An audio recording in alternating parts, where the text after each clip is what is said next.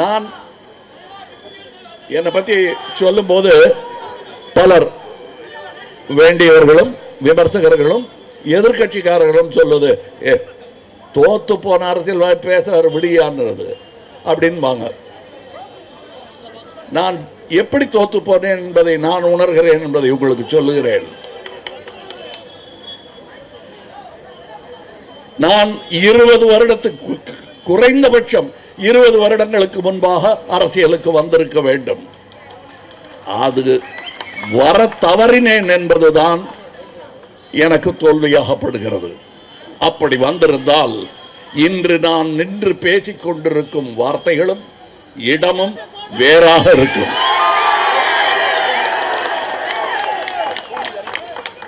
நான் இப்பொழுது பேசுவது எனக்கு வாக்கு அளிக்காதவர்களுக்காக பேசுகிறேன் என்று நினைக்க வேண்டாம்.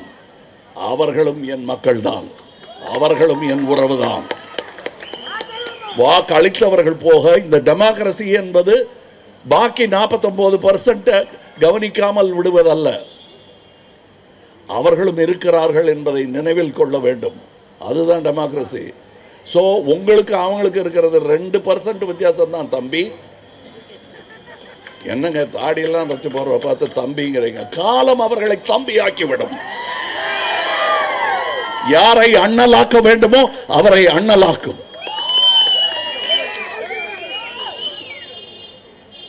எங்களுடைய பணி, நம்முடைய பணி கடைசி ஒரு வாக்காளன் இருக்கும் வரையில் தொடரும். எப்படிங்க இப்படி சொல்றீங்க? நல்ல வார்த்தையா சொல்லுங்க. நல்ல நாளும் அதுவுமான்வீங்க. எங்களுக்கு மக்களுக்காக பணி செய்யும் எல்லா நாளுமே நல்ல நாள் தான். அதுக்காக தனி நல்ல நாள் பார்த்து காத்துக்கிட்டு இருக்க மாட்டோம். எந்த ஓட்டுக்காக பெரியார் இத்தனை நாள் தன்னுடைய உயிர் போகும் தருவாய் வரை பிரச்சாரம் செய்து கொண்டிருந்தார்? யாருடைய ஓட்டுக்காக?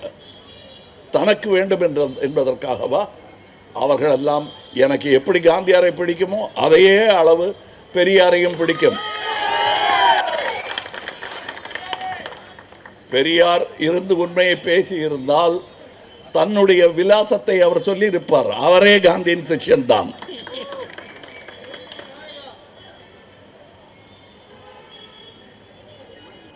அதாவது இதில் ஒன்று விஷயம் நம்ம புரிஞ்சுக்கிட்டோம். எனக்கு நிறைய ரசிகர்கள் சினிமாவிலிருந்து அரசியலுக்கு வந்தவர்கள் என்னுடனேயே சேர்ந்து இருக்கிறார்கள், இந்த கூட்டத்திலேயே இருக்கிறார்கள். ஆனால் என் அனுபவத்தில் நான் புரிந்து கொண்டது, ரசிகர்கள் வேறு, வாக்காளர்கள் வேறு. இது வாக்காளர்கள் கூட்டம் என்றே வைத்துக் கொள்வோம். இது சாமானியமான கூட்டம் இல்லை. இதை விட பெரிய கூட்டத்தை நான் இதே தெருவில் பார்த்திருக்கிறேன். அந்த ஃப்ளைஓவர் மேலெல்லாம் ஆளு நின்னாங்க விஸ்வரூபம் படத்தின் போது. அவர்கள் நியாயம் கேட்க வந்த தனி மனிதர்கள், வாக்காளர்கள் அல்ல. அது யாருமே எதிர்பார்க்கல. இன்னும் சொல்ல போனா என் கண் நனைந்தது. அன்று தொண்டை கட்டி போனது. எனக்கு பேச வரவில்லை. அவர்கள் அன்பு கோபமாக மாறிவிடக் கூடாது என்பதற்காக சில வார்த்தைகளை அன்று நான் பேசினேனே அன்றி முழுவதுமாக நான் சொல்ல வந்த கருத்தை நான் அரசியலில் நுழைந்த போதுதான் சொன்னதாக நான் நினைக்கிறேன்.